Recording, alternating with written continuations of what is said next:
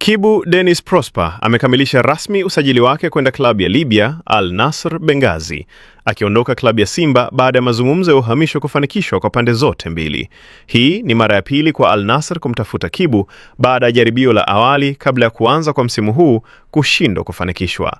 Sababu kuu ya Simba kuamua kumuuza Kibu Denis ni kwamba mkataba wake na klabu hiyo unakaribia kumalizika mwishoni mwa msimu huu, na klabu ya Simba iliona ni busara kupata faida ya kifedha badala ya kumpoteza bure. Uhamisho huu ni matokeo ya mazungumzo makini kati ya Simba na Al Nassr, ambapo pande zote zimeridhiana na masharti ya kiufundi na kifedha ya uhamisho.